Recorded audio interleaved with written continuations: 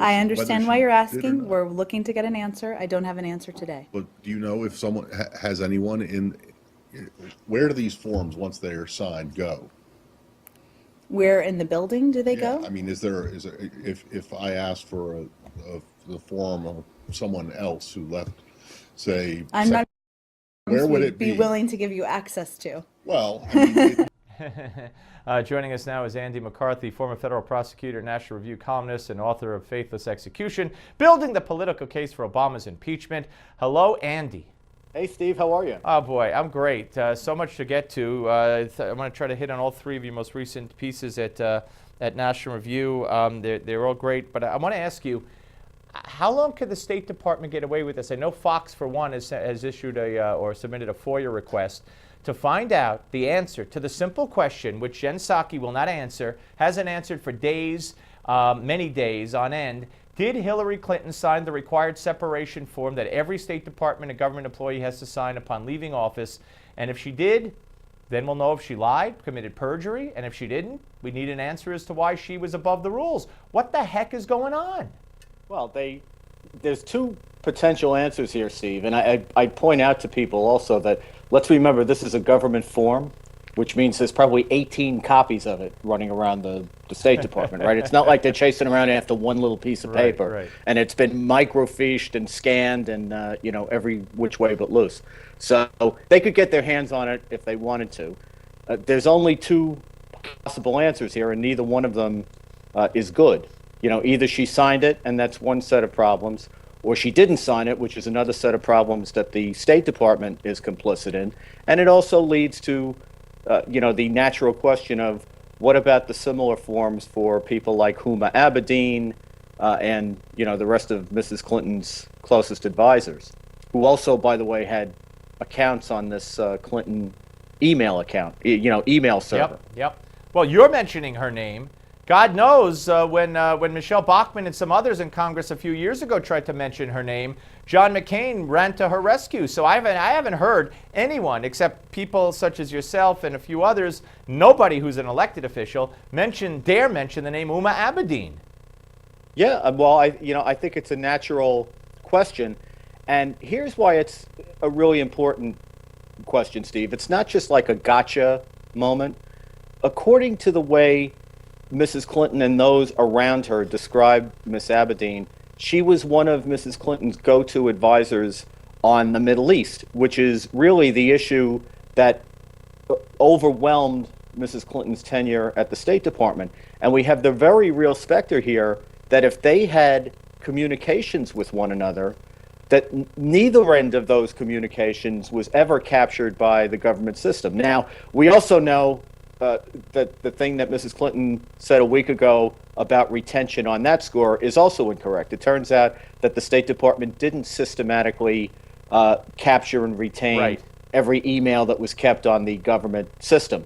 So even that part of Mrs. Clinton's explanation has gone by the boards. But the stuff that went on between one address on the Clinton server and another address on the Clinton server was never in the government system. Right. Absolutely right. And you wrote a great piece talking about how Hillary is still violating the law because the law required her to hand over everything before she left, right? Yeah, this is the thing, Steve. It's not just that, and you're quite right, everything before she left, but also the government record is the electronic communication. It's not a paper copy of the communication, it's the communication.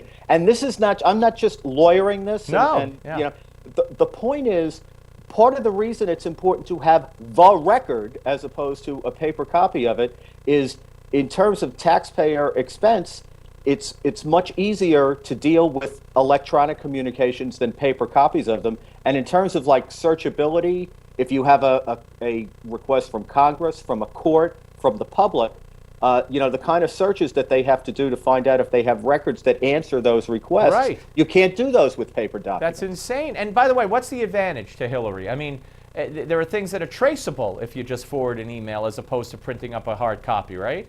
Steve, it's an old litigator's trick. Basically, in these cases, the idea is to make your opponent swim in documents that you don't have a real way to organize and make searchable, and she's basically handled her responsibilities as a government official the same way you would handle a litigation when you were trying basically to frustrate the other side. Very quickly, we got 2 minutes left here. The Iran letter. It turns out, and National Review had both these stories, the letter was never sent. Okay, Right. Despite what the Washington Post and others said, the 47 senators never sent the letter.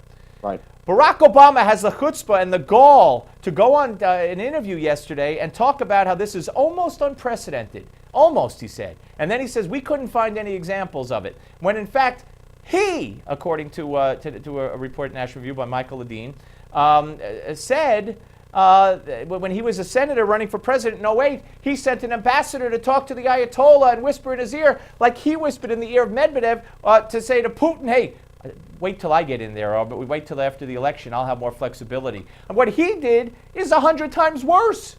Yeah, well, look, this is hardly unprecedented. I frankly wouldn't even, I appreciated DeRoy Murdoch's column on whether it was sent or not, and I think he makes an excellent point. They could have made the same point by an open letter to Obama or to the Wall Street Journal. But I don't think it would have been material if it had been sent. Right. Because under the Constitution, the Senate's role is not just consent, it's advice and consent. Yeah. They're supposed to be consulted in the formulation of policy, and they have to sign off on an agreement. And it's not like Cotton and his cohorts told the Ayatollahs and the mullahs, look, we got a special deal for you guys. They said, which is what Obama did. And Right. yeah, we're out of time. This is what the Constitution says. That's the problem. Constitution doesn't count anymore. Andy, thank you, sir. The great Andy McCarthy, ladies and gentlemen. Up next, the Malzberg panel.